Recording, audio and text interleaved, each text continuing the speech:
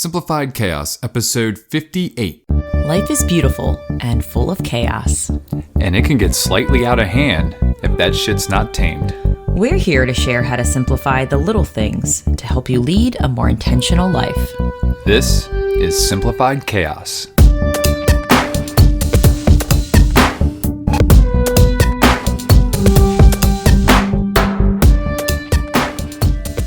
Hey, wonderful friends. Welcome to another episode of Simplified Chaos. This is Jillian, one of your hosts, and I'm with my co-host and husband, Nicholas. What's going on, folks? Hope you all are having a great day. We have another special episode here for you today. But first, we're coming live from our newly renovated studio here, meaning we just switched up our room. So this is a little bit different of a setup that we got going on. We did a bedroom refresh, meaning that we changed things around, but didn't spend any money. We didn't spend squat on this. It's pretty phenomenal. Yeah, we got rid of our bed frame, which gave us a little bit more room. We changed the room layout a little bit.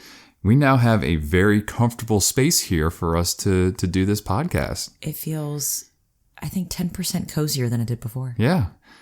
But enough about our new studio here. Yeah. We've got a very special episode here for you today because today is our second interview. And this one was extra special because we traveled to St. Louis. This was the first travel episode, which was phenomenal. Yes, it was. And this one's going to be a little bit different because it was Jill and our guest, who she'll talk about in just a few seconds here. But it is an amazing interview. I heard it. I edited it, which didn't really require any editing whatsoever. But y'all are going to have your socks knocked off. It's really good. Yes, it is such a gem. And I feel so grateful that Michelle was just so kind enough to be like, yes, I will meet you even though you're a total stranger and I will talk with you. This is awesome. Yes. But yeah, so to give you a little bit about what this episode is all about, Michelle Knight is a wife, mama, and an entrepreneur. She shares her incredible story of how she left her 9-to-5 job to pursue her dream of being able to help women entrepreneurs around the globe and the freedom to travel and spend time with her phenomenal husband, Ben, and her adorable son, Cal. She dives deep into the struggles and trauma she faced along the way and how it made her into the incredible, empowering human being she is today. She also shares what her typical day looks like, the incredible support system she has, and the habits she's currently doing to be the best version of herself. This episode is fucking everything, guys, and so much more. So please don't go anywhere. Keep listening. You're going to want to hear every minute of it. It is so inspiring. So sit back, relax, enjoy, or keep your eyes on the road. And here we go. Enjoy, guys. Hey, everybody. We just want to welcome Michelle Knight to the podcast. And this is a solo podcast today. I'm not with my husband, but I do have a friend here. And I am so pumped to talk to you about all the things and your story and your journey. But before we dive into that, we do a gratitude segment where we just share one thing we're grateful for. That's how we like to start every show. So I guess I'll let you start first. Is there anything in particular that you're super grateful for today? Ooh, yes. I think, and I was thinking about this because I know that this was part of the segment, and I was like, but it's going to be so different the day that I wake up. Like, what am I feeling grateful for? I think what I am so grateful for right now is definitely my husband. Like, he's just so supportive. I know we'll talk about like a behind the scenes of life and all of that, but he's just such a great support system and he's such a great influence on our son. So I'm just constantly in awe of him and his being. So super, he is. Yeah, so super grateful for that today. Nick, I'm grateful for you too, but I don't want to steal her gratitude segment. So we are in Missouri recording, and I'm grateful for the walkability of this Airbnb that you led us to. And because Lucille and I went for a nice walk and tons of puddles, she got completely obliterated with water and very wet, and she even fell, but it was awesome and epic. And Nick got to do his thing inside and set up for the podcast, but I was just so grateful that we could walk there and not have to worry about driving or, it just seems like a really safe, cozy little neighborhood, and it's awesome. Yeah, I love that you say that because this is obviously our neighborhood that we lived in for so long, and we felt the exact same way about it. And we always tell people when you're coming to St. Louis, come to Tower Grove, be in this area. It's amazing. You're so right. So I'm glad that we listened to you and came here. Me too. But yeah, I'm so eager to hear all the things. And I know your story is on your website, and I know we'll let you share all that fun stuff on how people can get in touch with you. And I read it, but I just wanted to hear it from you. And I was just in awe. I mean, I was happy, I was sad, I was crying. Like, it's just, I get goosebumps just thinking about it. But I just want you to tell us a little bit about who you are, what you do, and kind of how you got where you are today and everything that led up to it. You know, the highs, the lows, the beautiful things, the ugly things, you know, all of it. And I'm just going to let you just tell it how you want. Okay, cool. So this will be a 2-hour podcast. I'm just kidding. Sweet. Nick said we have 2 hours, so okay. I am like all game. I love it. Yeah. So first off, thank you so much for having me and for coming to St. Louis. I think what you guys are doing is so cool. When you reached out to me on Instagram and you mentioned that you were traveling to meet people and have these connections and these conversations, I was like, these are our people. And we talked for like 20 minutes before we started recording, and I feel like we could like hang out for like weeks at a time and be like really good friends. So thank you so much for coming here. So my name is Michelle Knight, obviously, and I am a branding consultant and marketing strategist, but I have not been that my entire life. So taking it back, I actually believe my journey started I was your typical like high school, you know, girl. I was I wasn't valedictorian. I was gonna say, damn. Shout out to like whoopsies. Like I was salutatorian. I'm not bitter about it at all. I was salutatorian. I was in all the clubs. I was doing all the things. I would be your like token perfectionist, and that seemed really normal for me for a really long time. And then my senior year, despite having put in all the time and the energy and the work to get accepted to college, I actually turned it all down and told my parents that I was moving to California. And basically everyone was like, this girl has gone off the deep end. Like she's lost her mind. And I always say that's kind of where my story began, because I think that was the first time that I went against the expectations that were laid out in front of me by other people. Can I ask you, like, what made you decide to not go to college? Like, what was it that spoke to you to pivot and do something completely different than everyone else was wanting you to do? Yeah, so I actually wanted to go to school for musical theater. Okay. That had always been a passion of mine. I had been in theater since I was like 2 years old and loved it and really wanted to go to school for that. But I went in April. I had been having a really hard time my senior year, really struggling with depression, battling anxiety and perfectionism. And I had gone to California for a dance workshop with my dance studio in April, and there were auditions to be part of this performing arts group, and I auditioned on a whim and got accepted. And I literally called my mom that night and I was like, I got in and I'm moving to California. And I was 17. Wow. And she was like, no, you're not. Like, I don't know. My mom would freaked out too. Like, I don't know what you're talking about. It was really just a feeling that I didn't belong in school. I didn't belong at this stage of my life doing those things, that I needed to explore this other opportunity of being on my own and being around people who didn't know me. I think that was a big part for me, is I had an identity that I definitely contributed to, but had also been kind of laid out for me by my teachers and peers and what people thought of me as a person. And I got to start over in a way. And at 17, that, flight or fight mode was in full flight mode. And I was like, peace out. So after some major convincing, my parents were like, okay, fine. And they moved me out to California.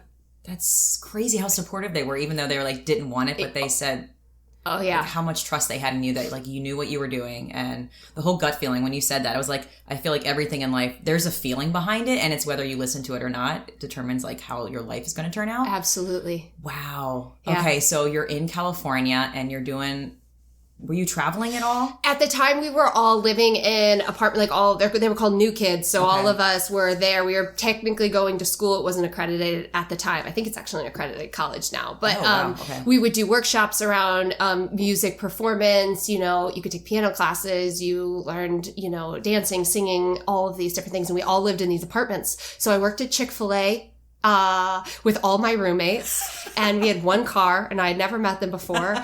It was crazy. I look back and I'm like, oh my gosh, like I'd walk to the bus, like take the bus to Chick-fil-A at 5 a.m. We all worked there because we got a meal a day for $1. And so we all got a really good meal every single day. And then we were living off like pasta and cereal because we were in California. So we would take classes and we would all just hang out. And it was such an amazing experience. And then after a year, you got to audition to go on a tour. Okay. And my very first tour, I went to Germany. And so I was in Germany for 4 months. And you basically brought a suitcase and you were on a bus and you traveled every 3 days and lived with these like host families, and you went into their kids' schools and you taught them a whole routine of music and dance in 3 days, and then they performed it on the last day. That's crazy. Yeah, so we would do that every like 3 days for 4 months. And was that your first time abroad too? It was not, actually. Oh, okay. I went when I was 7 to visit my family in Brussels. My grandmother actually traded in her first class ticket for 2 coach tickets. They bought her first class tickets for Christmas, and she's like, "You're coming with me." So she kind of planted that seed of travel. And then my senior year, I went over to France as well. And so, but this was my first time without, like, as an adult. I mean, I was like 18, 19 at the time, living over there. And it was amazing. And it was very eye-opening as well to just go into these schools and work with kids. I realized that I didn't want to be a teacher. It's like, very challenging. This is not my life. I understand why. Yeah, of course. So it was amazing. And I did that for about a year. And then I was kind of done. I didn't really enjoy the teaching component of it. I really wanted to perform more. And so then I moved to Chicago and started going to school for theater. And I was in school there. And then my entire world turned upside down. And my brother was actually diagnosed with cancer. And so this is the part of the story that, you know, people are always like, that's when I was crying, you know, because it was completely out of the blue. We didn't expect it. He was 17 when he was technically diagnosed. He turned 18 a couple weeks later. And I moved home immediately. I withdrew from school and packed all my stuff up, got on a train, and I was home within like a matter of days. I was like, oh, I'll figure it out later. Yeah. You know, it's not a big deal. And my brother and I were super close. So this was a really, really big shock. Looking back, I think I always knew that he wasn't going to make it. I think he always knew he wasn't going to make it. And so being home and being present and not wasting any freaking time was like really, really important. Yeah. And he battled it for about a year. And then he lost his battle at 19. And he passed away in May of, I get the years wrong, so fast, 2009. And that is, I think, I always say these transitions in my life, and that was definitely a huge transition. I mean, obviously losing someone, but I also realized that, like, I did not like the way that I was living. You know, I had been, kind of running from things for a really long time, running to California, running abroad, leaving that group, running to Chicago. And I also like did not respect myself in any way, shape, or form. You know, I was like, I had really bad habits. I wasn't taking care of myself. I was making really poor life decisions. And my brother lived a very quality over quantity life. I mean, this was even before he was diagnosed with cancer. Okay. And I had a moment where I was like, you know what? Like, what's the best way to honor somebody when they pass away? And I was like, it's not to waste your life. It's not to do stupid shit. And like, and I seriously had a moment where I was like, because if I'm going to keep living the way that I'm living, we should have switched spots. Like, there's no point for me to keep doing the things that I'm doing. And I basically just made a promise, you know, that I wasn't going to take any day for granted anymore. And I shifted in that moment. Like, I think there are real moments in your life where a decision is made, a conversation is had, a feeling, you know, a gut feeling. Yes. And that was one of those moments for me. And it's actually recorded on camera because I was in an interview, which is really beautiful because I was being interviewed by a nonprofit that he loved, and they were having a fundraiser the same weekend that he passed away. And they were interviewing me just about, like, you know, him and all of that, because he had been on TV for some insurance stuff. And I remember saying that on camera, and it was like in that moment that I was like, oh, okay, wow. Like, this is it, Michelle. Like, you're not turning back. And that put in motion everything else, you know. But that was a huge a huge turning point for me. And it's crazy that sometimes I feel the same way. Like, I don't feel like it was nearly like your moment, but I had so much struggle during just trying to get pregnant. I know there's not even a comparison, but I feel like you have to be in some deep shit sometimes, and it's really hard. And it's so easy, I think, to look down and go spiral down. But it's like you saw this light and you decided to change what that lesson was for you, instead of like that circumstance defining who you were. It's like, this is actually going to motivate me to up level, or whatever that looks like, just to be fucking happy. And I kind of wanted Nick to be here, but he's not, since he's watching Lucille. But so his brother passed away at a very young age too. And he was even reflecting that. I think that's crazy how like she decided to change for the better, and he didn't take it that way. He just kind of spiraled and did other choices that were actually less healthy for him. So seeing how you reacted and how he reacted, he was just reflecting a lot, because it took him a lot longer. It wasn't at that moment. It was like several moments and years later. So it's crazy to hear the story of just how right then and there, that's when you did it. It wasn't like you, 5 years later or something else happened. It was like, and you said speaking it out loud. And I think there's something to that when you were saying you're in an interview about speaking the words out loud. And then all of a sudden it's like, you're committed to that. Like if you say you're going to do something, automatically it's like, you're signing a contract to yourself. Like, this has to happen because I'm speaking it out loud. I think there's power in speech and just writing. Absolutely. Like, I know for like goal setting or something like that, but there's power in just writing it down. It kind of makes a promise to yourself. But oh my God. Yes. I was crying. I feel like I'm getting myself together now, and I'm trying to not be a wreck on here, but I just think that's so powerful, that what you did. I truly do. Thank you. I don't know if I could have done the same, because I'm very close with my sister, and if that would have happened, I don't know what. It's just amazing. Like, is there anything in your life besides that moment? Like, it seemed like your brother had such a huge impact on you, the way he was living. Isn't it crazy how someone younger than you can just teach you so many things? It's nuts. And it's so easy to reflect now. Like, you miss it when you're like growing up and your siblings in the house, you know, but now I'll reflect and I was like, he has been teaching me things. Like, my brother used to meditate, and we're going to get into Ben, my husband, and how they're connected. But my brother and Ben have been friends since preschool, and my husband, Ben, and they used to meditate and like, you know, do like, my brother used to write poetry, and like, he was just an old soul. He was just like, he was here for a purpose. Yeah. And then that purpose was fulfilled. And, you know, I think he touched a lot of lives, but he completely changed mine. And like, where I am today, like, I wouldn't be there had things turned out differently. And that's actually a really hard thing to talk about, and is something that I am like wanting to share more and more, that like beautiful things can come from grief. And beautiful things can come from trauma.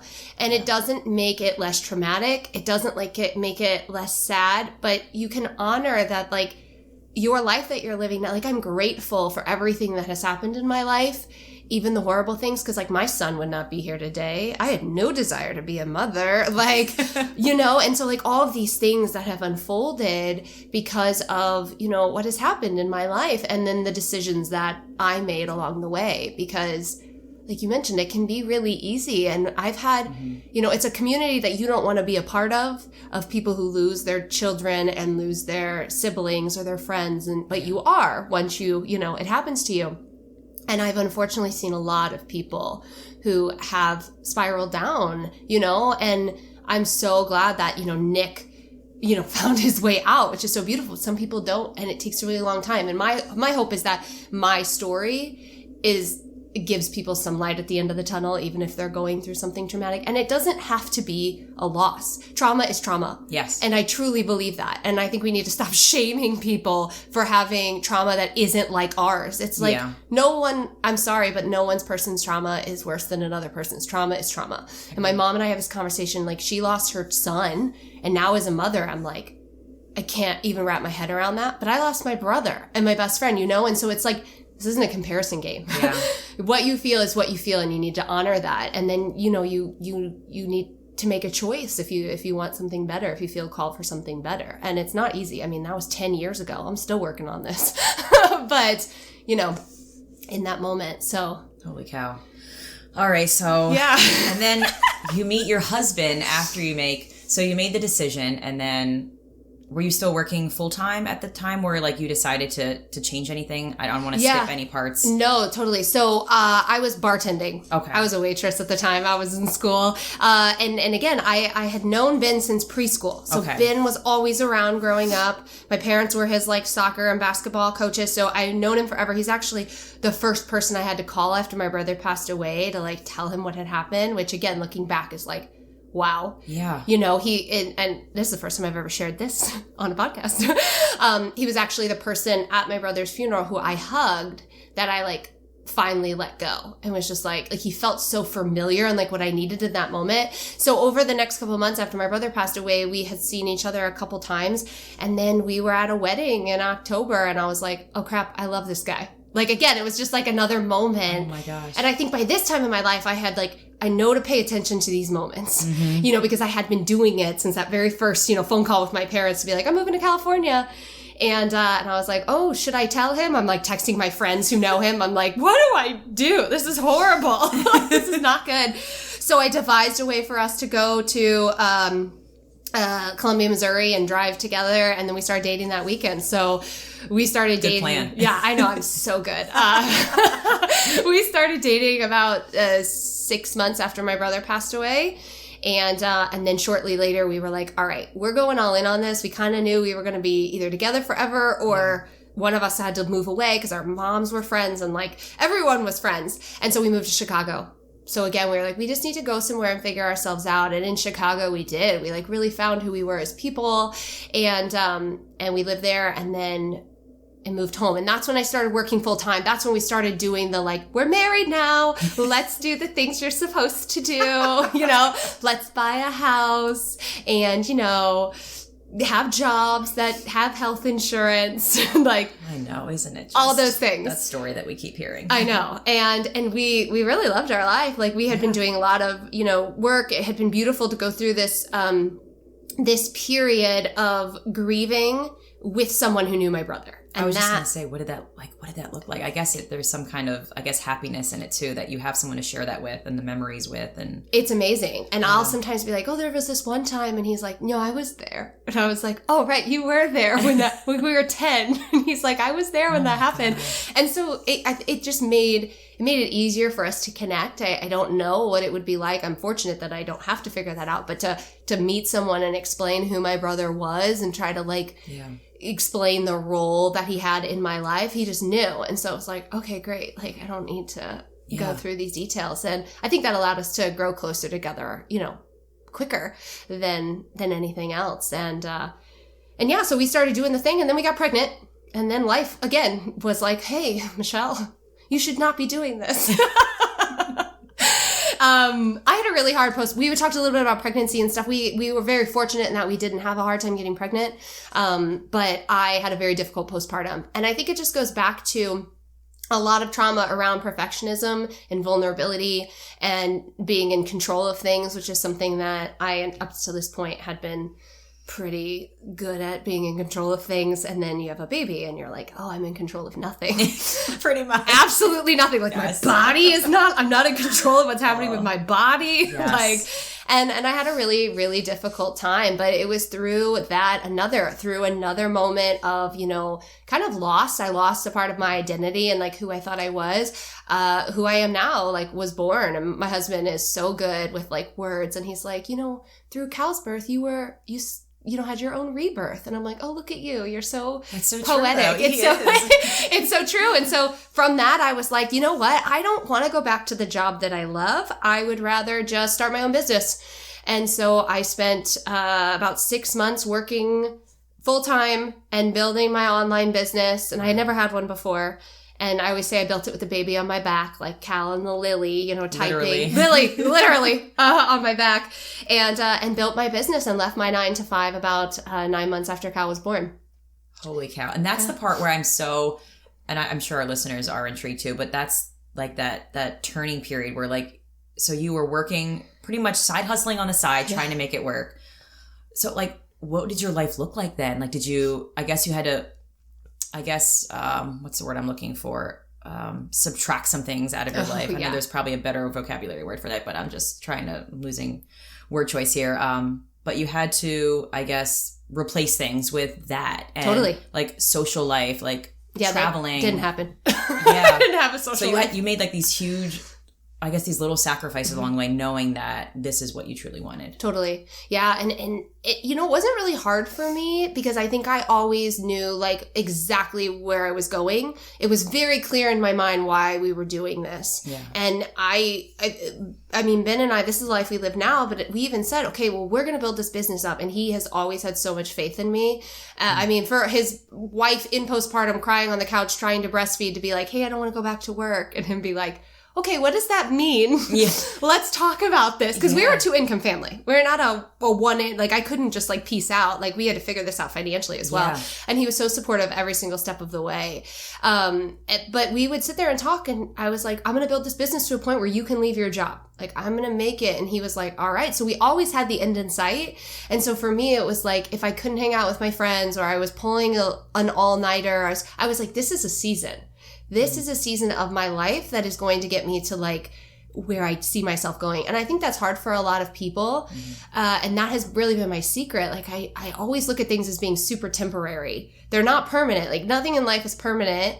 And so I am always like, okay, this is a season. If I can get through this season, make sure I'm still taking care of myself, but like, yeah, I might have worked till 12, 1 in the morning, and then woke up in the middle of the night to breastfeed. And then I was up ready to go to work, the next day. But I was like listening to podcasts and listening to books in the car. And on my lunch break, I'd watch webinars, and I'd be like building out sales pages and like all of these things, like full hustle mode. And so making those decisions of like, is this what I need in this season? I lost friendships along the way, but the people who are still with me today are my freaking rocks. And they were like, well, we didn't hear from you for like 6 months, but we know that you're busy and it's totally fine. And we still go through that now, like that ebb and flow. And so I think you find through your process, when you start to really prioritize the things that are super important to you, the people who respect you and love you get it. Yeah. They will get it. And the people who don't, that's their own crap that they're trying to worry about. They don't understand how you could, dedicate all of this time to doing this and like not show up for like a family function or something. Yeah. And it's like you have to make priorities, and you have to set really strong boundaries. And we've gone through the same process just by doing things a little differently and living our life with, and it sounds like you were truly intentional with like every hour of your day. Oh yeah. Just in order to build a business. And no, but I feel like we're doing that too. Like we see our time. It's like, we're not getting this back, so we have to be super fucking intentional with how we plan our day. And that whole people pleasing mindset that we were born to have, like, well, what are they going to think? And it's like, it's out the window for me now. Like we are so confident in how we're living our life, and it may be completely weird to other people, but it sounds like you were at that stage where you're like, I know what I'm doing, I am the expert at me, and you're either coming along for the ride or not. And I think that's hard for people to let go of just, I feel like I'm hurting people's feelings, but the people, like you said, the rocks, they're going to be there the whole time, whether you see them or not. Like it's one of those things where you meet people and you may not see them for a year, and you pick up where you started because they know what you're doing is making you fucking happy, and you're doing what's best for you and your family. So that just speaks, like, I feel like Nick and I are on the right path based on what you're saying, because I don't know if we're going to build, or, you're doing an amazing job building your business, but we are kind of in that weird limbo stage where I'm trying to decide if I should pivot with teaching or just because we want more flexibility with Lucille. But I mean, I'm just in awe at at seasons of life. Like we talk about that too. I think that's such a great advice for people that are in a part of their life where it's just really challenging, but they know they're working hard for something that they want, and that maybe they don't see the end in sight, but just knowing that there's going to be a final not a product, but like the process isn't going to last the whole time. Totally. And I think there's something really beautiful about the whole seasonal thing, is like your seasons are happening around us all of the time. Like fall is not permanent. Summer is not permanent. Like let's literally think about this. Like the season that you're going through isn't necessarily permanent. And I think a lot of it is mindset. I mean, not a lot of it. All of it is mindset. Yes. Like I'm a huge strategic person. Like I can sit down and tell you how to map out your entire year and break it all down into goals. And it's like, I love that. But if you don't believe that, and you're not changing your daily habits to get you there, it's not going to happen. You can put as many goals on the wall as you want, but if you're not taking daily action to get there, and that isn't just like, I'm going to read a book 15 minutes every day. It's like, what are you saying to yourself? What are you saying about time? Like, I really had to switch my focus. I stopped myself from saying, and I'll catch myself once every couple months now saying, I don't have time for that. Yeah. I do have time for that. I'm choosing not to use my time on that. And that is a huge mindset shift. And I teach my clients all the time. I'm like, stop saying you don't have time. You have the same time as Oprah has the same time as I have the same time, you know, and it's how we're choosing to use our time, and how you choose to use your time is your choice. So choose it, like choose it wisely. And I think that really comes from my brother as well. It's just the bigger picture of time is like, you've got so much time on this earth. Like, don't you want to be using it in a way that makes you feel good and you're happy and joyful? And if you have kids, great, like using it with your kids. If it's your spouse, if you don't have either of those things, like travel the world by yourself. Like, time is limited. And I think we really need to start like looking at our time, like as like we get to control it. I mean, we get to control how we're showing up every single day, and that's been really powerful for me. So just even that mindset shift of saying, I don't have time, because I do have time. I just don't want to go to that thing that you're inviting me to. Yes, and I like how you say that. I still say it sometimes, because I feel like sometimes people think, oh, they have all their shit together. Like, no wonder they're doing so well. But we all don't. Like, secretly, we all really don't know what we're doing. We're all figuring life out. Like, we have a direction, I think everyone has a purpose. It's just listening to that inner purpose and going towards that and running to it. But I love that you say, because I always talk about that. I always say practice makes progress, because I feel like I'm never going to be all there, and I need that mindset, or else I'm just going to be stagnant. Like, I can't do it. It's too hard. Like, they have it together. I'm never going to be that person. But really, like, we're constantly all making mistakes. We're constantly needing reminders. Like, we can't. And I mean, for me in my home, like, people come in and are like, why do you have so many happy quotes? Like, I don't understand. It's like, because I need that reminder, because I can easily slip down that slope where I'm back to using that same verbiage, like I don't have time, or I have to do this, instead of I'm able to do this. So I love that you just admit that it's like you're never going to be 100% at doing the perfect thing all the time. Totally. And it's a process. Yes. And we are affected greatly by what we see on social media, which 90% of the time is a highlight reel. And that's why I really try to do my role as an influencer online to be super transparent with my audience. I might not share it in the thick of it because I'm processing and trying to get through that, but you bet 6 months later I'm going to share like what I went through or how that affected me, because I think the more that we can share those moments when we're not appearing perfect, the more we give permission to other people to like go through their seasons with grace, rather than feeling like, oh, I'm not that person, I just have to stop everything I'm doing, like I'll never be there. And it's so powerful to surround yourself, again, like you said, your happy quotes, and surround yourself with people who get it. Like, I'm so lucky to have been, and I do not take that for granted, like having a spouse. Some of my clients and my friends don't have that. Find your people, find your rock, meet people online, you know, like social media should actually be a place for us to build relationships. And we forget that all the time. And so, you know, I'm one of those people, I get DMs all the time because of my business, and I respond to every single one. But like, it took me like a month to get back to you, but I got back to you. That's fine. I'm just glad you did, because I feel like I'm doing that. I'm running to social media for the purpose of connecting to like-minded people. And it's not because I don't have people that are like-minded like me. It's just that I want to meet more of them and just find out like what are they doing that's make them so fucking happy, and just fulfilling the purpose that they are called to. And that may look so different than what we're doing. And again, we're here in Missouri. We bought plane tickets, and some people didn't get it. Like, I don't understand. Are you getting money back from it? I'm like, no, we don't have a business. We want to meet people. And they're like, interesting. And can you write that off your taxes? Like, I know. Oh, the tax thing. And it's just, it's just funny, the story we tell ourselves. We grow up hearing, and I love that you are just creating what you want, and you're not giving a shit of the people who don't get it. Yeah. I mean, there had to be a point where we literally like, we don't give a shit. Like, the people who matter most to us, Ben, Cal, and me, like we are the people that matter most in our family. And obviously my parents are a huge part of that, but there's time when they don't get it either. Yeah. I mean, when we bought the trailer, I mean, I'm skipping ahead in the story, but when we bought the trailer, oh man, that did not go over well with everybody. Like that was Where's not her home? I don't understand. They're like, I don't get what you're doing, you know? And so I think another thing with that, and I'm so glad we're talking about social media, is that if your inner circle that you're in now and your family don't get it, there are people out there who do get it. Mm-hmm. And there are people out there living a life that you want to live. Start connecting with them. Start following them.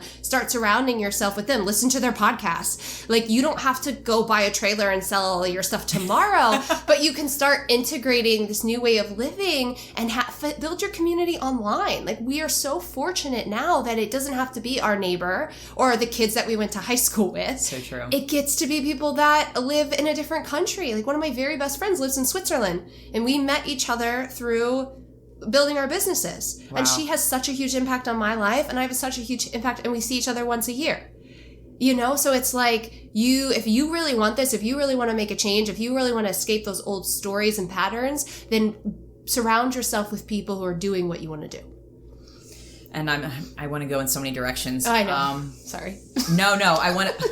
It would be a perfect segue for me to ask this question, but I really want to hear their story about you deciding to sell your home and what that looked like what, because I know, like, obviously Ben had to be on the same page with you with that, and the fact that he was, and you guys are doing that together is just, it's so magical to hear partnerships that are just so in line. And I think, again, I am truly grateful for Nick, because I feel like when I feel like I want to grow, like, he's growing alongside me, and it's that quote, like, instead of finding someone to grow old with, find someone to grow alongside you. And I feel like you guys are doing that. So what did that look like when you were like, okay, so we need to make a change, and you sold your house and you bought is it like a camper? It's like a travel trailer. Okay. So we tow it behind our truck. Okay. Yeah. So 2018 was a really, really hard year for us. I had lost my grandmother in the beginning of the year to cancer, although we didn't know it was cancer when she passed away. And then in September, we lost Ben's mother. Holy cow. Yeah. So she had breast cancer when we got married, and then it came back.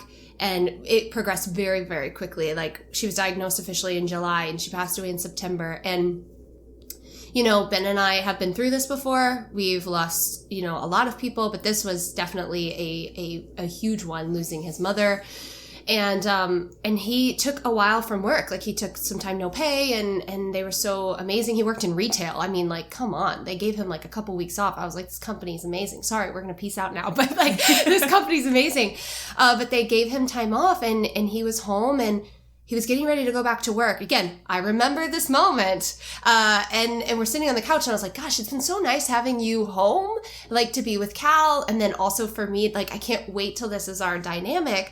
What if you just didn't go back to work, as like a joke? And he was like, well, if I was going to leave, I'd want to give him like 2 weeks to a month notice. And this is what I would say. And I was like, let's fucking do it. Yeah. And we have been drinking. We make a lot of really great decisions drinking wine. Can I tell you how amazing? I'm so glad you said that, because Nick and I, we're not alcoholics, I swear. Yeah, but me neither. We're like cocktail snobs, because Nick's been learning. So at home, we podcast and drink cocktails. Okay. But even on date nights, I find that we get most creative when we're together and we're just talking, and one thing leads to another. And I'm like, what is it about a little bit of alcohol that just opens up something in the brain that just makes you make these crazy, amazing decisions? And then of course, we try to act on most of them, and some of them are probably a little too nuts, but I completely agree. It's like, because your walls come down a little bit, so you're like more open to talk about things. And like, Ben and I went to Italy for our honeymoon, and so like sitting down and having like wine or like going to a brewery is like always our thing. And I always will have my phone out and like take notes, like, while we're doing this, because we come up with like the best ideas. Yes. And you sound so much like us. It's insane. It's so funny. And I remember, and then I was like, but if we do it, we aren't going to be able to build a tiny home, which had always been kind of our idea. I was like, we'll have to do like an RV or a travel trailer, because tiny homes are very expensive. They're like $90,000 if you want to build a nice one, and they don't travel well. And I mean, that was on like a Sunday, I think. And then by Saturday, we bought a trailer. Wow. But we didn't tell anyone. Like, I was like, let's just go look at trailers. Let's just go see what we want. And then we bought one, and it was a lemon. And then we ended up trading that in. But it was great, because had we not bought it so quickly, we would not have been like, okay, now I guess we're selling our house. Now I guess we're doing all of this. And so, you know, we knew we wanted to bring Ben home, and we knew we couldn't keep living the life that we were living financially in order to do that. So we were like, let's downsize. and let's take this opportunity to travel. So we bought the trailer in October, like a couple weeks after his mom had passed away. We spent, we immediately started talking to our realtor. We're like, okay, we're going to list in January. We started renovating this trailer. And then in January, our house sold in like 4 days. Like someone had an offer within like days. Ben had planned on leaving his job in February. So we were like, okay, everything in this timeline has to work perfectly. We're like, this is not going to be good. Like we can't have another house payment and like another, you know, like all those things. So we got really lucky with that. And then we realized the trailer that we had horrible damage. So we went, traded in brand new, bought a brand new trailer. And then we got hit the road in March. So it was in a matter of 6 months, we listed, sold everything, like got rid of so much stuff, donated everything, downsized, and started traveling. Isn't there something so freeing about just getting rid of stuff? Holy crap. Ben's been telling me to do this since we started dating, because I like a lot of things, and I grew up in a household where like you always decorated and you know you had all the stuff. My mom has like boxes of decorations downstairs she's like holding on to. And he would always be like, we don't need this, and he'd like get rid of stuff. And when we were doing it, I was like, this is great. I was like, let's just get rid of all this stuff. We don't need it. And so we have our trailer and one closet at my parents' house, and those are all the belongings that and a baby grand in storage because it's a family heirloom that goes to my grandma's house, and that's it. That's all we own. And it's awesome. So you sold your house, and then where did you guys travel to first? Like, or did you just? I'm guessing here is we like lived at this house that you're Airbnb, which is which is funny. Yes, I slept in that bed.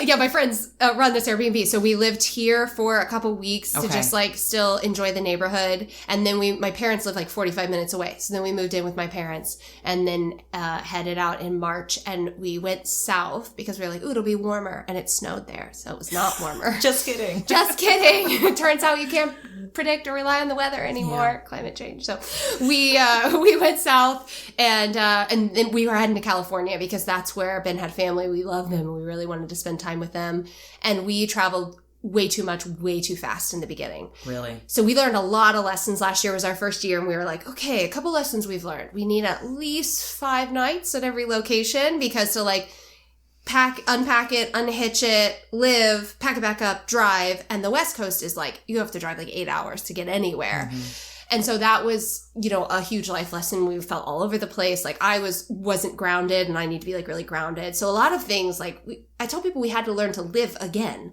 like living in a house and going to work, you know, and having 2 cars, like all these things that we were so used to. Yeah. Even your grocery store, like you take for granted a grocery store where you know where everything is. And like now I have to I go to a new grocery store every week. I'm like, you're so fucking flexible. I love it. I'm like, luckily Whole Foods is very similar at every location, so I kind of know where I'm going. But it took a really long time because I think I come off to people as being a very free-spirited person, and I am, but at my core, I really love structure and those and control and like having a plan. And so that was really, really hard. So the second half of the year on the East Coast, we really started staying places a week to 2 weeks, and that was just really beautiful. And so we're actually really excited to go back out because we feel like we have our groove thing now and have a better understanding of like how we need to function as a couple and as a family, and like what Cal needs in terms of his routine, and my business that we're like, all right, let's go. Yes. Yeah. And I like that you talk about, I guess, the things you didn't think about when you're on the road. Because I feel like when you see this picture, it's like, oh, look at them. Like they're traveling the road. And I even say that, like, I'm so envious of their lifestyle, but you don't think of all the logistics that change in that structure at being at one spot and having the grocery store you always go to. Because I'm the same way. Like I like knowing where everything is. I have bits of control in me too about structure and having a plan. And I feel like I've heard this before from someone else who did a lot of traveling on the road, that you have to have a plan every day, especially if you're traveling and going somewhere every day. And I think this person didn't have a bathroom, or they may have had a bathroom, but like, where am I going to poop today? Like, you don't think of those little things in the day that completely change once you don't have a home anymore. And I think this is a good segue because you talked about traveling to see, you said Ben's family, right? Yeah. So it sounds like you guys are super in tune with yourselves. You have challenges, you reflect on them, you guys are growing. And I want to know, like, what is your support system like when you face those challenges? Like, it sounds like your husband is an amazing support system, but what else is in your life that is helping keeping you grounded or just, you know, uplifting you when you need those times? Like, what does that support system look like with you? It could be people, it could be a thing, it could be a place. Like, what does it look like for you? Yeah. So obviously Ben and I, like, we really rely on each other a great deal. And one of our vows to each other was just to always respect each other. And so if one of us is having a hard time, you know, we feed off of each other, and we're very fortunate for that. So he's definitely my sounding board for all things, including business. And seriously, I don't think I'd have a business. People are like, what role does Ben play in your business? I was like, me. He takes care of me so that I can show up for everybody else. So definitely Ben, I talk to my mom like every day. I'm one of the, you know, so I talk to her like every day. And again, they've had, us leaving was obviously very hard for them. We took their grandchild away. How dare us, you know, but they've been able to travel and meet us all over, and they've never really traveled a ton. So like they're starting to see like how amazing this is. And then I have a beautiful group of friends who I've just been friends with for a while, who just are constantly like, you're amazing, I'm watching your video. Like, they're just always like my cheer squad. So in terms of like people, those are like my people. For me, I really have to have my like habits. Like, my habits keep me sane. And I'm studying habits now because I'm a nerd and I love to research things, because that's what I realized really slipped through the cracks. Like, I couldn't support myself. Like, I also need to be my biggest fan. Like, I also need to be supporting myself. And the things that I'm doing every single day are going to do that. And when we started living this new way, I felt like I was constantly starting over. And it takes a long time to start over and like get your, you know, grounding again. So for me, it's like the daily habits of a mindset routine, you know, taking care of my body, you know, going for walks. Nature is my sanctuary. I used to have a garden here, and I had like 6 garden beds, and I'm like a big, like, get my hands on the dirt girl. And so even while we're traveling, like, we went and bought pots, and like, I can like go garden, like, and I put my pots in a basket and they go in the trailer, you know?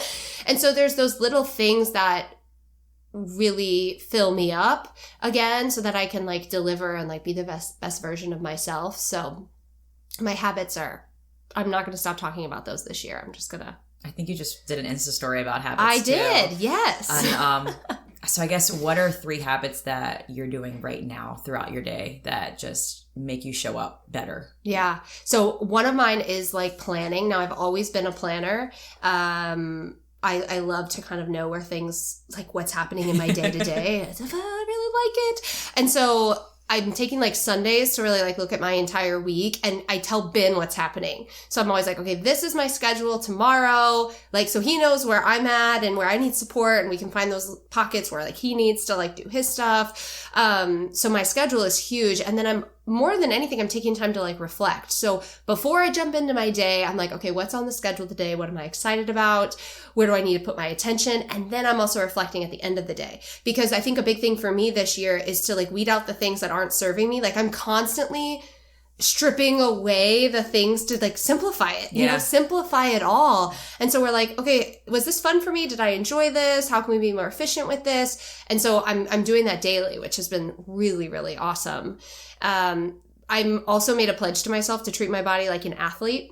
Oh, this is like my, tell me like, more. Yeah. So this is like my like goal. I've started to really surround myself with influencers who are like 7-figure earners, you know, who have built these like beautiful businesses and brands, and they're doing so much, and they're managing teams. And they really talk about this idea that like, if you are not in peak performance mode, everyone else suffers, right? Like, if I'm not showing up, then I can't deliver content to my community. Mm-hmm. And I'm not thinking that my community is just like waiting for me to like drop a new video, but like, I know that I provide value to their lives. Otherwise they wouldn't keep coming back. Yeah. And so I need to be like in my peak mode. And since my brother passed away, I've been really aware of my health, and it's been an evolution. So this year I'm like really dedicated to my fitness and like, making sure that I'm making time to like make my heart healthy and like move my body, and then fuel myself as if I was an athlete and get sleep. I'm becoming a crazy psycho. Like, I got a Fitbit, which is like a big deal for me. I know you guys have all had Fitbits for like ever, but I don't like stuff. It's so funny weird how different your when you owned a house and had all the things, and now you're like, I don't want any more stuff. I'm like, I don't want, and even then, like I, and this is something I connect with my audience a lot. Like, I don't really have like a designer bag, and like, it doesn't really affect me. It's not something that I like strive for. And I got a Fitbit for free. Yeah, from my dad. And it tracks your sleep. And so every morning I'm like, I was in light sleep for this long. And Ben's like, okay, you psycho. But I'm like, if I don't get 8 hours of sleep now, like that's a full habit. So really treating my body, making sure it's in peak performance mode so that I can do the things that I feel like I was put on this earth to do and fulfill my purpose. So that's like a huge one for me. And that's a bunch of little habits probably, but No, I love it. It's weird because before we started just like stripping away the excess and just the shit that wasn't making us happy, I was like a regimented hitter, like high intensity. Mm-hmm. And I would do it like 30 minutes every other day.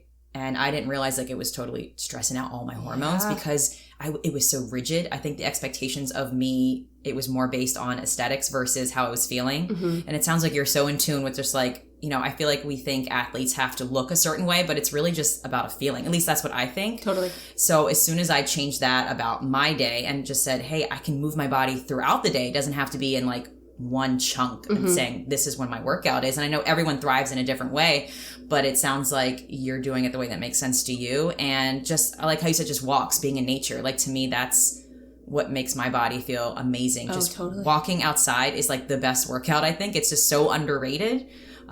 It's good for your mind. It's so good for your mind to just like be in nature. Like I think, and that's one of the beautiful things about traveling is we are constantly outside. Like we have been home and it's cold here, but still I'm like, I don't want to go outside.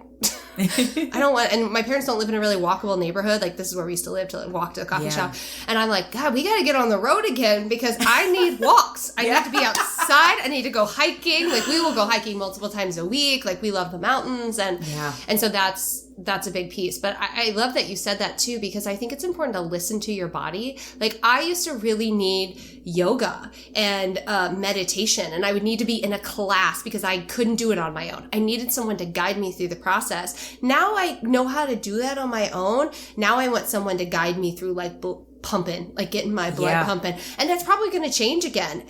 And so like always paying attention and listening to yourself, I think is just so important just in all aspects of life. Your habits will change too. Yes. You know, like your habits, that's going to work for a while and then it might become second nature or just like so ingrained in you. And then it's like time to get a new habit. Like it's time to add something onto the mix. Like I always think if we're not growing, like what's the point? You're dying. You're dying. Yeah. Yeah. What's the point? And I think you said that you reflect every day. Like at the end of every day, I think that's a great practice just for knowing, is this habit making me even happy anymore? Or am I being caught in autopilot? And I think that's it's so easy to get caught in doing something without thinking about it. I think that's the wonderful thing about habits, is that once it is in your life, it becomes seamless and it's intertwined, but then sometimes we're afraid to shift and pivot to a different direction, even if we don't feel it. Like we're afraid to change that because it's like, this is who I am. And sometimes we bring it into our identity, like, no, I'm a yoga-y or whatever they're called. Like, this is what I'm supposed to do. But really, you want to do CrossFit? Like, you feel CrossFit. Like, you want to do yoga? Do yoga. You just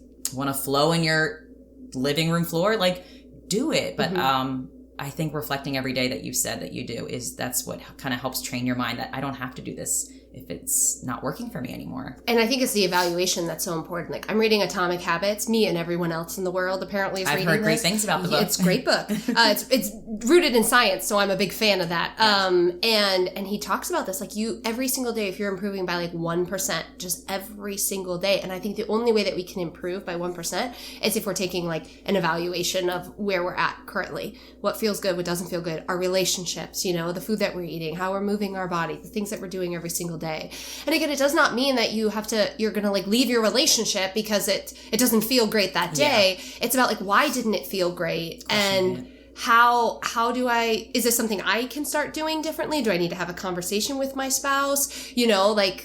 There's these little bitty things. It's not that everything, and don't follow my advice because sometimes I'll burn it all down and start all over again. Don't do what I do. I'm just kidding. But people are always like, oh, you get to travel all the time. And it's like, well, you don't have to buy a trailer to do that. If you want to travel all the time, how do you do that? What works for you in your life? How do you make that happen? And I think the only way we figure that out is if we start questioning our day to day. Yeah. And that's, we talk about just the little things. So simplifying the little things and just taking action 1% each day. Like what's going to up level you tomorrow to be better, healthier, more patient, more kind. And I feel you with the whole like reevaluating yourself when it comes to like spouses. I find that sometimes the feelings that I'm thinking, they have nothing to do with him at all. It's just me. Totally. Yeah. So it's just going back to like checking in with myself, which is like why self-care I feel like is so vital. So you're showing up for the people and not just you're being better and not bitter about it. Absolutely. And we're talking about relationships, but I think even as like a mother, like if I'm not taking care, self-care is not selfish, especially as a mother. Yeah. If you are not taking care of yourself, I mean, I can't show up for Cal in the best way. Like if my mindset is out of whack, or I'm in anxiety, or I'm angry, you know, I'm going through emotions with him. This is how, now I'm talking like a 4-year-old, then I can't show up and be playful with him and be present with him. And so, you know, that was something I really struggled with when I did this, because so many people were like, oh, you're leaving your job to be home with your son. And I was like, no, I'm actually starting a business. Like I need to do that. I know for me, I need to work. Like I love the fact that I get to work and be a provider for my family. Like Ben and I, before we even had kids, he was like, oh, I'll stay home. And I was like, and I'll go to a job every single day, you know, like, and it doesn't look like that anymore. But when I get to work and like be in my creative space and be with my community, then when I'm not doing that, I am like such a better mother because I'm happy. I'm just happy. And so I think like taking care of ourselves as humans affects everything that we touch. Yes. So true. Oh my God. All these juicy nuggets in this episode. All right. I don't even know how long I've been on. I'm like out of it because I'm just so invested in your conversation. This is an extra episode. Part 2. Yeah. So in this season of life right now, I know you guys, I'm not sure what's up. I've heard you're possibly going to be on the road again. So in this season of life, like what things are you valuing the most? Where you are right now, and relationship, and it can be about motherhood, whatever, work, like what's just bringing you an immense, like what are you just really valuing, like that you could never replace in this moment in time?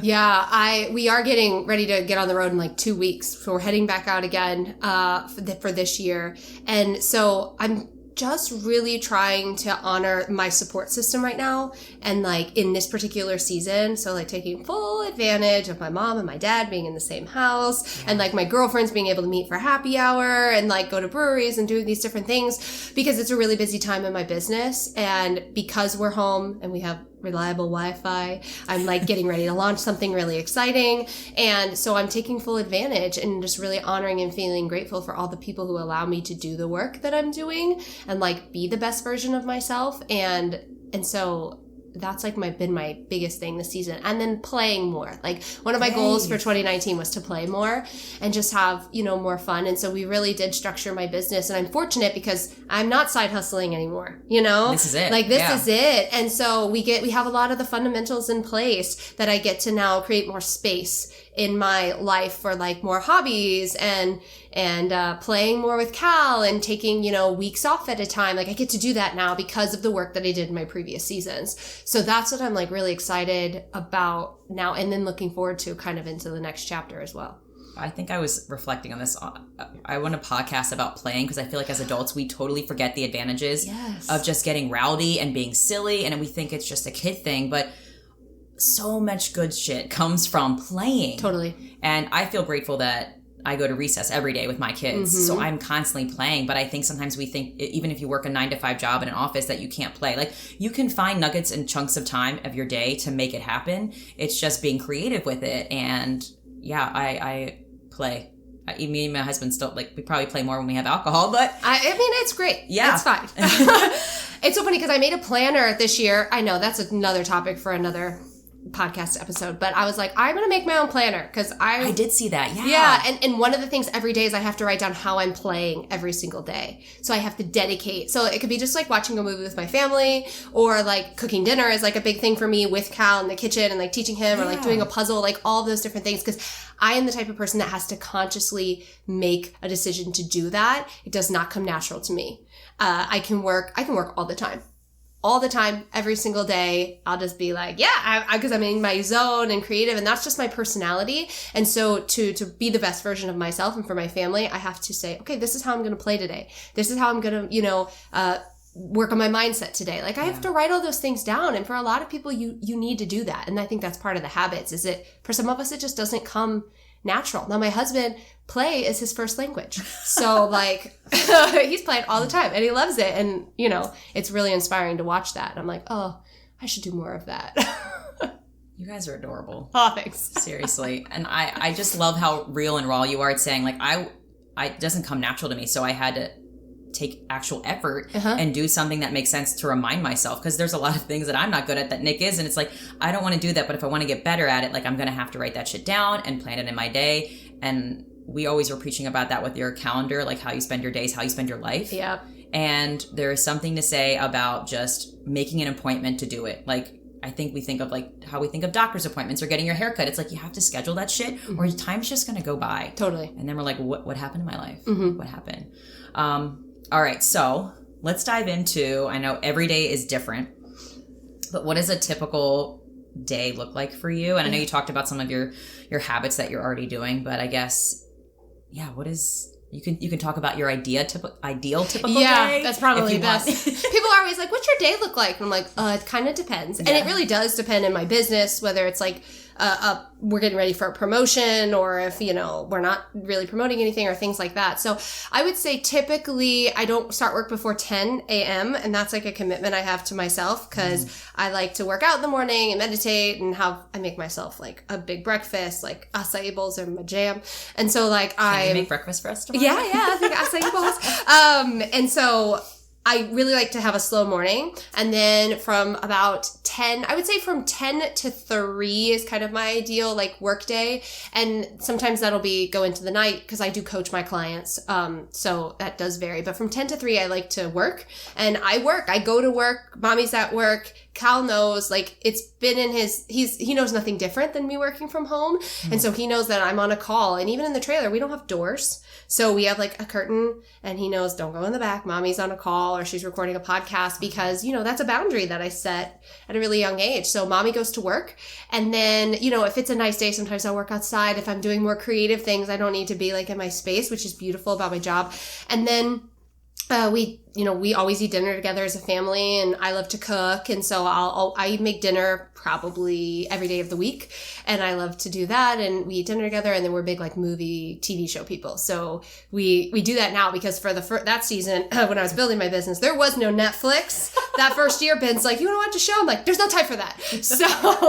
So now we like binge watch our shows and just chill. We're very comfortable just like being, you know, together and just like, even just sitting on the couch and reading books separately or, you know, doing our own thing. So we just like to have that time to regroup. And then, you know, there are also days where I won't work an entire day and we'll go hiking or we'll just lay around and do nothing. And so weekends mean nothing to us anymore. Like when we're traveling, we have no idea what day it is.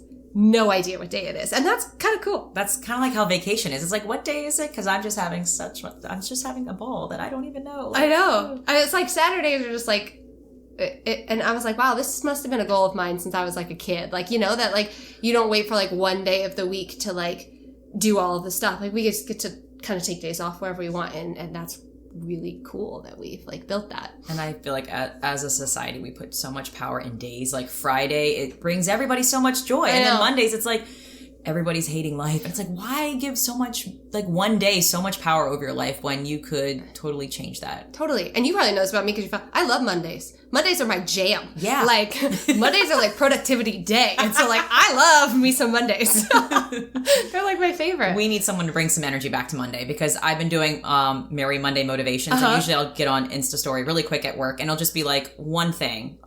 Because I feel like everybody needs a little uplifting on Mondays, even myself. Yeah. Like I love the weekends and I love my job and I love Mondays, but still it's a little rough, you know, driving to work because you had such a ball on the weekends. But I love that bring that energy back. Like, just a little bit, just a little bit every single day. Exactly. Okay. We're getting to some final questions now. So, I mean, you probably have a lot to say on this topic, but what are you currently working on that you're like really enthusiastic about? Yeah. So obviously excited about traveling. So from a personal standpoint, mapping out like what our year looks like.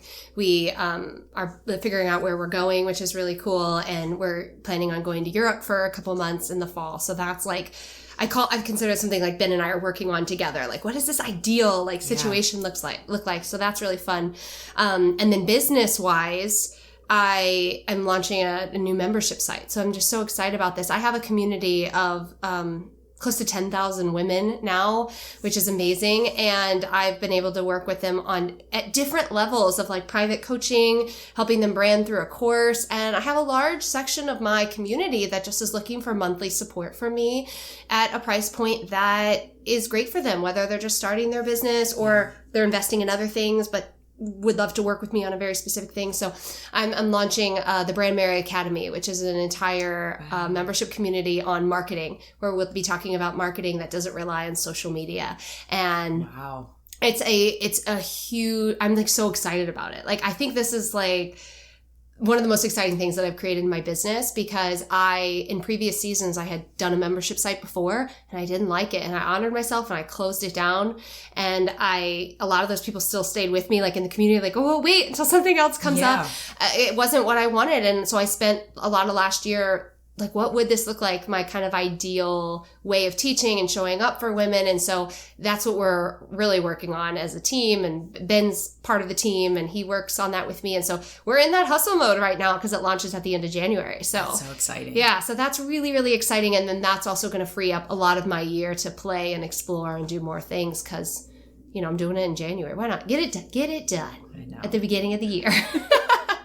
Your clients must love you. I feel like you just show up. Like, I feel happier just being around you at the same time. This is why I wanted to meet you in person. I'm like, she seems so amazing. Like, I want to be friends with her, so I need to go out there and visit.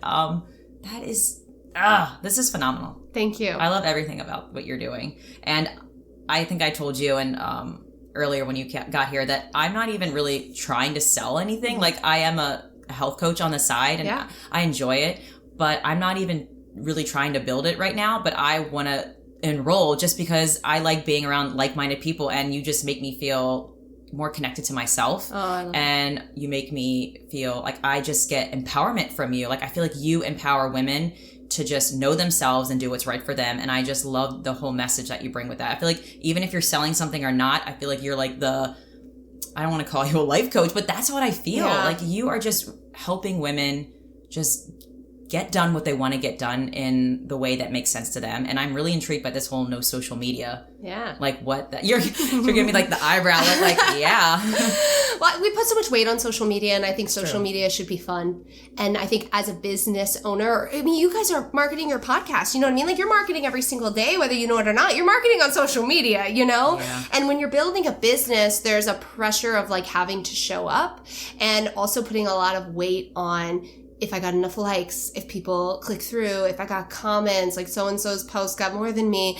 Yeah. And social media isn't fun anymore. And there's so many ways to build your business. And that's where the marketing component comes in, with like having these other platforms, automation, things like that, you know, from a nerd out business side. So I get to show up on social media and have fun. So my clients will ask me like, oh, how many days a week should I post on Instagram? How many days a week do you want to post on Instagram? Because I know when I went down to posting 3 times a week, I signed more clients and I started getting more followers. And Crazy. I used to post daily.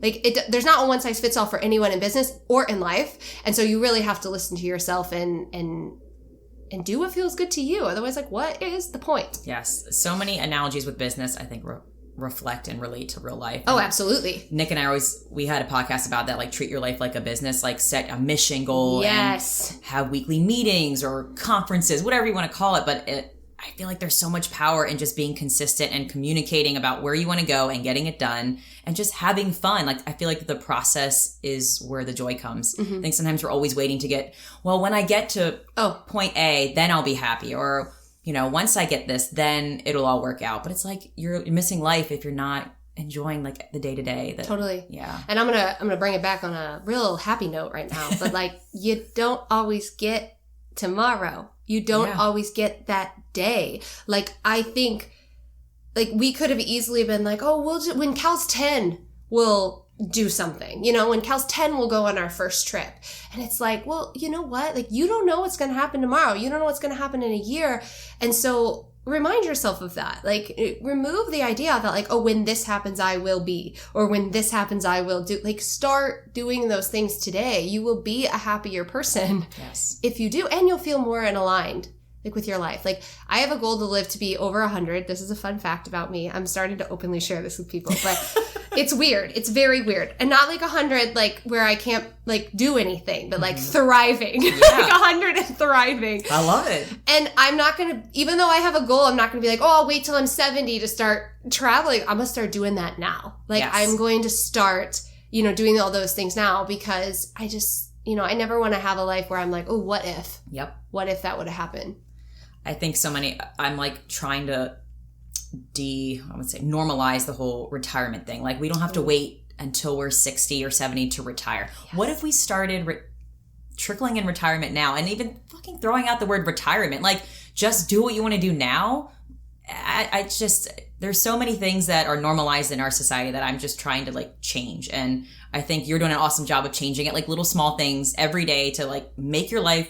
Don't stop waiting to retirement to, like, oh, then I'll do that. Why is that our indication that we will be happy? Right? Like, why is it? And this is also something Ben and I are so passionate about. It's so funny that you're talking about retirement, because we have, like, a financial planner, and we were like, hey, retirement isn't a thing for us. Like, Ben's not retiring from anything. He's not going to retire from being a dad. I have no desire to stop doing the work that I'm doing. It might shift and turn into something else, but, like, I plan to, like, be doing these things because it doesn't feel like work to me. So, like, what is retirement? We're technically retired now, if you want to, like, go by the definition. Like, Ben retired at 29. Congratulations, Wow. There's so much weight on that. And it's that waiting. It's like, well, I'll just do this, and then at retirement, like, I'll be able to. But, some people don't make it to retirement. And that's, like, you really need to start thinking about those things. And, like, I have these conversations with my clients all the time, and I'm like, I'm not always the happiest, but I'm going to put it in your face and be like, this is true, because that is one lesson that I've learned in my life. Like, you're not always promised tomorrow. So, like, what do you want to do today? You have so many wheels in my head turning, because we just had a conversation, because we have a financial planner too. And my husband is so retirement, like, we are trickling in travel and we're doing things, but I think we could be better at doing more things that make us happy throughout the week. So, he's going to listen to this and maybe have his mind shifted a little bit. Yeah, and I'll come on and do a whole thing on retirement. But that's so true. It's the story we've been told about save. But I don't think saving's not important, but it's just, if you have the mindset that you want to work for the rest of your life because it's something that truly speaks to you and it's your purpose and it's your meaning, it's like, why would you want to stop it? Yeah, totally. Man, I could talk for hours with you. I know. You can break this up into parts. It's fine. We might have to. We are getting to the quote of the day every episode, because I'm a huge quote fanatic, like obsessed. And I'm so quote obsessed that I even picked quotes that I found a quote on your website. Oh, okay. No, but I want to hear your quote. But this is how, like, I was reading it last night. I wanted to, like, be really prepared. And it said, the more you accept your story and choose to share it with the world, the stronger your brand, business, and impact will be. And that was just a juicy nugget of just accepting what you are, where you came from, and then just working through it. Yeah. Not being afraid to share it. And I'm grateful that you're on here doing that. Thank you. Let me get to you and stop talking. What is one quote that's really resonating with you in this season of life? Oh, I tried to think about this one a lot. I did. I knew it was coming. I'm so bad at this. Last night Ben was like, have you ever seen the meme from Yoda where it's like, there's no try, just do? Like, that is like my life motto. There's like, no try, there's just no do. try. Like, no try, just do. Love it. And it's supposed to be like Yoda, how he says things. But I just think it's like, sometimes we're always like, well, try this. It's like, no, just do it. Like, I love it. Your hands are just do it. What are we trying? Yeah. By trying, you are doing, but by saying that you're doing it, you're committing. Commit to it. Go all in. Do it. If you fail, fantastic. What did you learn? Like, I failed so many times in life, in business, and in my relationship, and as a mother, but it's like, what did I learn from that? If you're constantly asking yourself, like, what did you learn from this? How are you going to grow? But, like, you got to commit. And I think sometimes we're always like, well, just try this a little bit, but you're not 100% it. Isn't that crazy how much power the word try has? Oh, over us? yeah. Instead of saying, like, I'm going to try rock climbing, I'm going to do rock climbing tomorrow. Like, already you sound fucking confident. Yes. Just saying. You're like, I'm going to nail it. Now I'm like, Forget the word try, just do. Like, I'm going to start now. That's so powerful. The power of words, it just blows my mind. It's amazing. I actually won't allow my clients to say beta. Like, if they're launching something, I'm like, there's no beta launch. What is that? That just means that you're going halfway in. You're launching. Go for it. You know, like, we're going all in. And I think that's a huge, huge part of life and business. Do. Not do, but, You know. I love it. We have kids. I know. All right, so this is bringing us to our Take Action Challenge. I always like to leave listeners with just like one actionable tip or something simple that they can do just to be happier and more intentional with their days and their life. Yeah. Pick 3 habits and do them every freaking day. Every freaking day. It could be drink more water. It can be, listen to a podcast every single day so that you're learning something. Pick 3 things, do them every single day. I've been calling them the big 3, which I stole from This Is Us because I'm a big fan of that show on NBC. I saw one episode and I have not ventured back into it. We cry every single time. I won't tell you that Ben cries, but he definitely cries. And so, the big 3, like every single day, if you focus on 3 habits, you will become a better person. Crazy. Every single day, you'll be improving. It can be that simple. So that's my... Choose them and actually do them. Don't try them. Don't try them. Just do them. So good.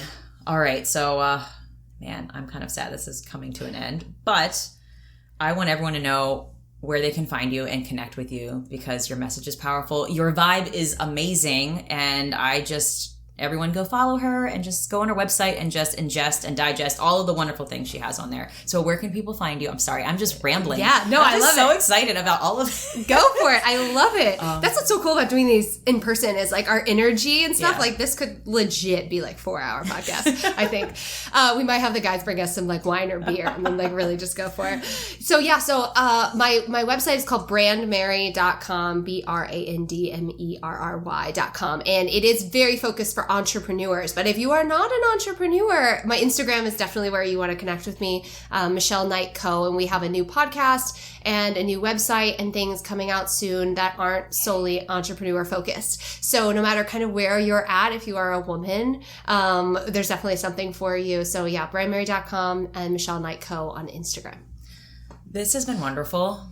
I don't want it to end, but now that it is, thank you so much for coming on the show. And of course. Thank you for having me. Thanks for flying here, P.S. Thanks for not thinking we're creepy, for saying, we've never met, but I want to come to your state. People did ask me if you were going to murder me. My mom was like, I want your itinerary. I need to know your flight, where you're staying, where you're going. And I was like, Mom, I even gave her your website just in case. I'm like, she's legit. I swear. Like, it's cool.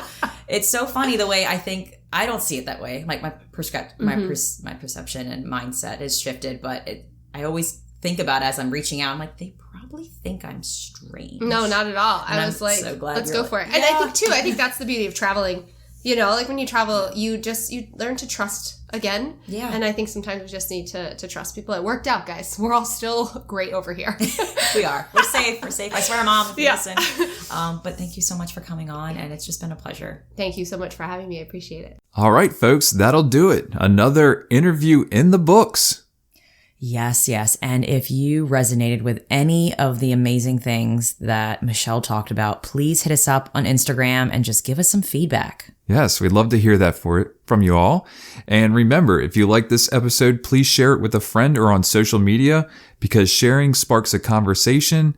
Conversation leads to action, and action is how we are able to live a happy and intentional as hell lifestyle. We want to thank you all for listening today, and we will see you again next week. See you later, guys.